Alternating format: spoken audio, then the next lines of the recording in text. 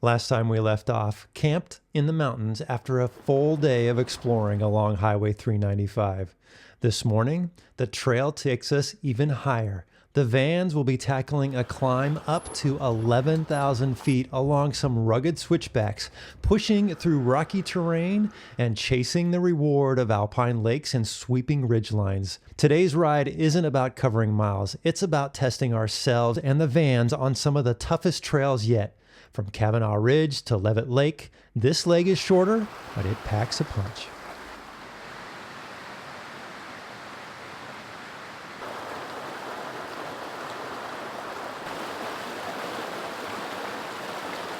Good morning.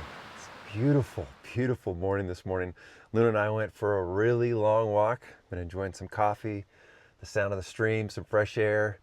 And we're gonna head out of here a little bit early this morning because we've got some challenging trails ahead of us, and we'll see how that goes. Hopefully it doesn't slow us down too much.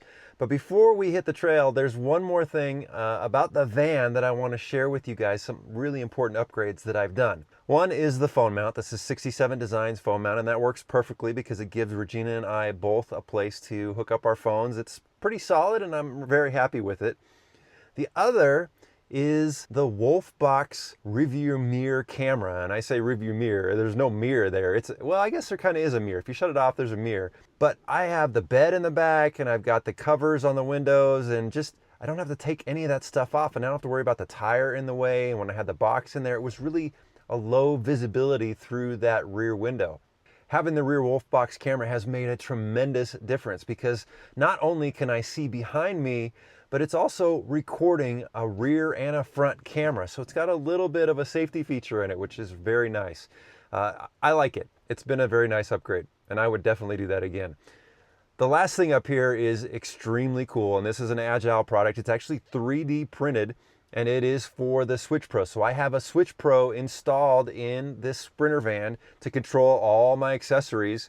And that's mounted up there, and I can control my bumper lights, my A-pillar lights, but more importantly, I can access my locker, my air compressor, and there's a button there to turn off the secondary alternator. What that does is when you shut that alternator off, it stops charging the lithium batteries, but you get a little extra horsepower. Today, we're gonna be climbing in altitude, and I actually might be using that button, so we'll see how that goes. So all those things up here make sitting here and being able to access things very convenient. And I genuinely just like driving the Sprinter van. You have this massive window, you're up high, you got great visibility, you got comfortable seats.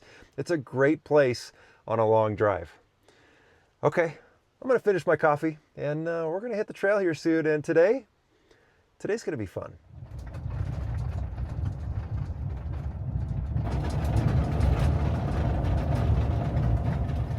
Well, here we are. After a short drive from camp, we are at the base of Kavanaugh Ridge. Now, I've done this trail many times over the years, and I've done it in my Jeep, and it's a good, challenging trail.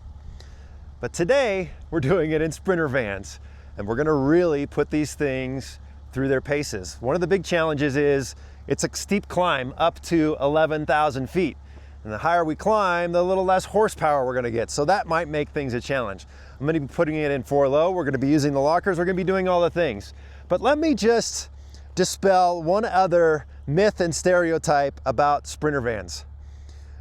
No, a Sprinter van is not the most capable off-road vehicle. But yes, if you have good driving skills and you've built your Sprinter van properly, it will take you to some amazing places. Over the years, I've taken this thing through some trails that, well, maybe you shouldn't take a Sprinter van, and this might actually be one of them. But we're gonna head up here, we're gonna have a lot of fun, and the views at the top, oh, they're incredible. Here we go. The climb from 8,100 feet to just over 11,000 feet in only 12 miles. Steep grades, scattered rocks, and rutted sections are waiting for us, and it's not going to be a cakewalk for everyone. Driving a van off-road means I've had to adjust my style. Momentum is important, but keeping the suspension settled takes real focus. Spin the front tires and things go downhill fast. Smooth and planted is the name of the game. And I'll use my lockers at the first hint I might need them. In the Jeep, I'd muscle through this. In the van, it demands patience and precision. Christian hit a steep, rutted section and felt the power drop off. At first, it just looks like a tough spot, but soon he was stuck. Backing down a van on this kind of incline is nerve-wracking, and each attempt at a restart only made things worse, until one of his front tires hung high in the air. From the outside, it didn't look bad, but I knew he wasn't comfortable. That's when John backed down to help out. Thankfully, he hadn't gotten too far ahead. This is where two simple trail rules matter. Always give the rig in front of you plenty of space, and never lose sight of the one behind you, because at some point, they may need a hand. The recovery was pretty straightforward, but it was clear that something wasn't right with Christian's van, and John was going to have to tow him up the mountain to a less steep area so we could take a closer look. But let me emphasize here that I think it's pretty impressive that John's Sprinter van had the power to tow Christian's up this steep grade. I've come up the trail just maybe about 1/10 of a mile. It's opened up a little bit here. It's a little flatter. I mean, it's not as steep. John and Christian are still down there. Apparently, Christian's van decided it wanted to do a regen for the emission system, so it's doing that right now, but all his temperatures are climbing quite a bit. John's doing fine. He's got the transfer case. My van is doing fine, so we just got to see if we can get Christian cooled down a little bit and then keep on going. From what I remember, that section is probably the hardest, like as far as terrain and steepness.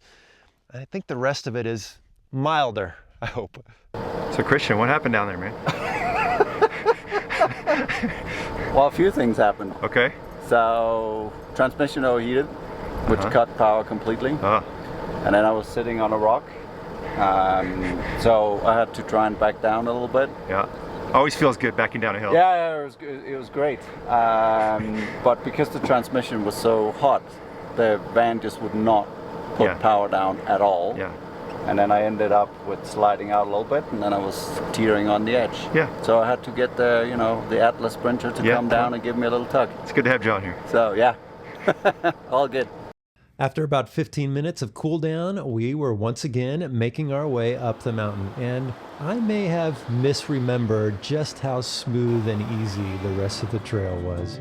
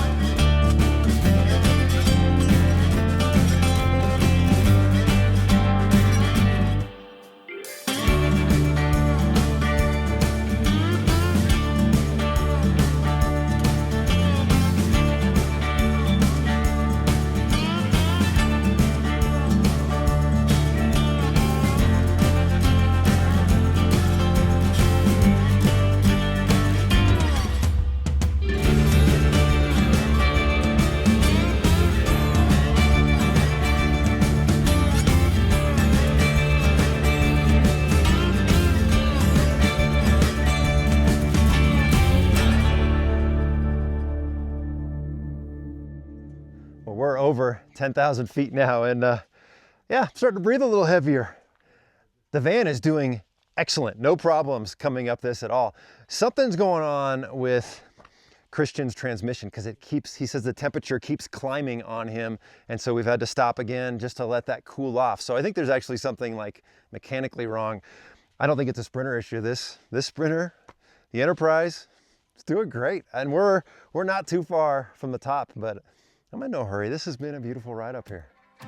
I know that feeling when your vehicle just isn't running right. We poked around Christian's van but couldn't find anything obvious. Our best guess? The regen cycle that had kicked in right before we hit the trail heated things up more than ideal for this climb. The good news, whatever it was, the issue didn't come back, and that's a relief because this wasn't the only mountain waiting for us today. With everyone back on the move, we finally settled in, soaked up the scenery, and started closing in on 11,000 feet, where the real reward is the view.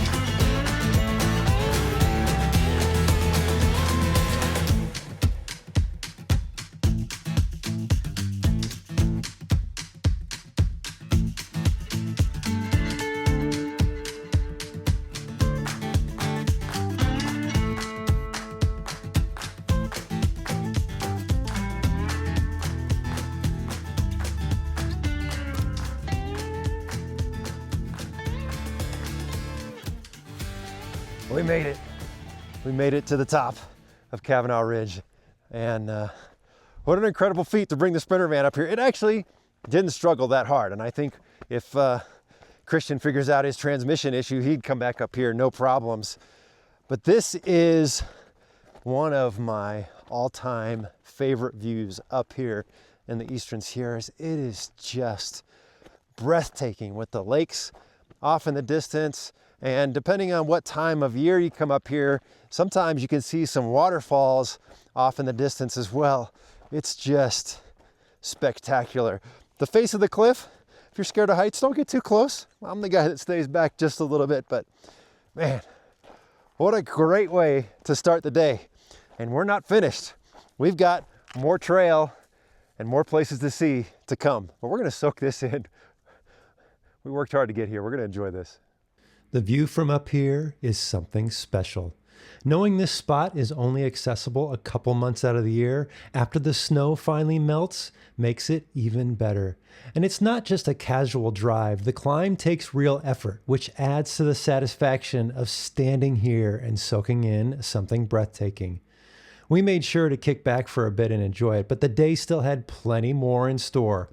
Eventually, we saddled up and began the descent. Heading down gave us a whole new perspective. The views in the opposite direction were every bit as striking. Instead of retracing our steps all the way down, we took an alternate trail that wound tighter through the trees. The terrain narrowed, branches brushed along the vans, and the trail dipped across a couple of crystal clear streams. Moments that remind us why we chase these adventures. We stopped for a quick lunch along the way, taking it all in one last time before finally rolling off Kavanaugh Ridge, and time to air up and get ready for the next stretch.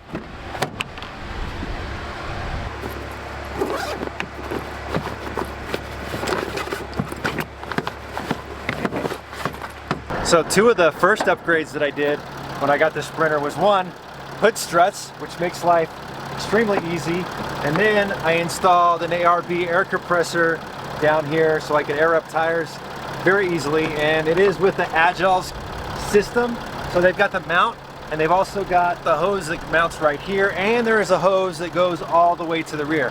However, my air hose actually reaches from here all the way to the rear tires, so I rarely use the rear one. But it's a good kit, and it's been under here for 2.5 years.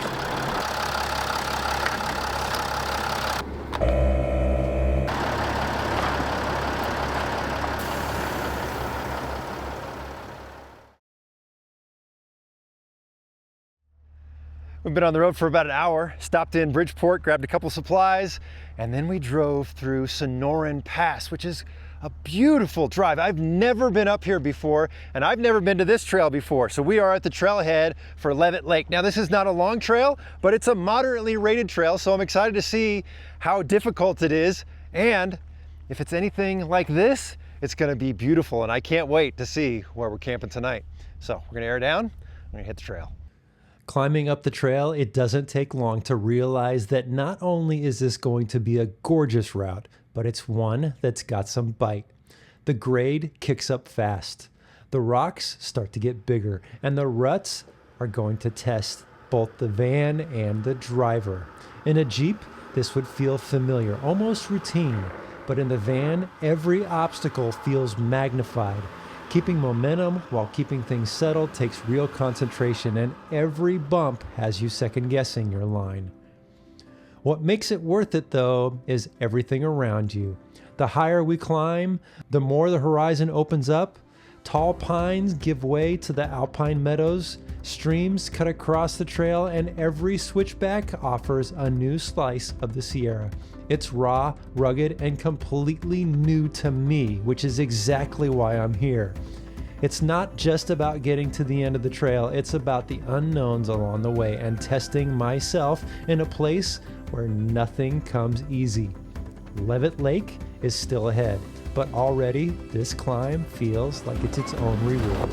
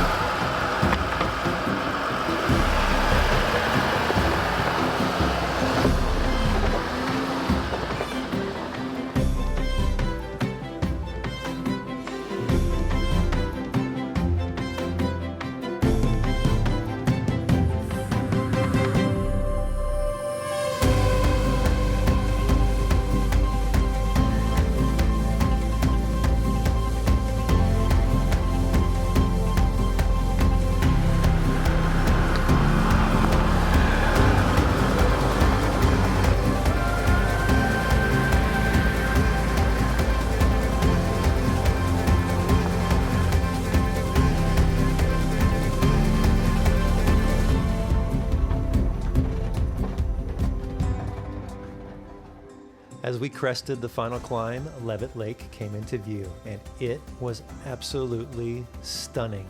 Tucked in the high Sierras, it felt like we stumbled onto a hidden gem. Campsites ring the shore, but most of the prime spots were already taken, and the ones left felt a little too crowded for our taste. Still, you can't help but imagine what it would be like to wake up here with the lake glass calm at sunrise. I'd bet there are fish waiting below the surface, which makes me think this is a place I'll have to come back to on a long weekend with a camping chair at the bank and a fishing pole in hand. Well, we're not camping on the lake, and that was kind of the hope. But you know what? We've got a beautiful spot. There's mountains all around, there's trees everywhere, and we're a little bit isolated. Today was incredible. Taking the van up Kavanaugh Ridge, the hardest trail I think I've ever taken it. And then this trail is even harder. And we made it up here. It was awesome. What a great time. I love hanging out with these guys. The Sprinter van is, you know, it's got a very specific purpose. Regina and I got that Sprinter van because we wanted to go to national parks and we wanted to do road trips. But it's nice that I can do things like this in the Sprinter van if I want to.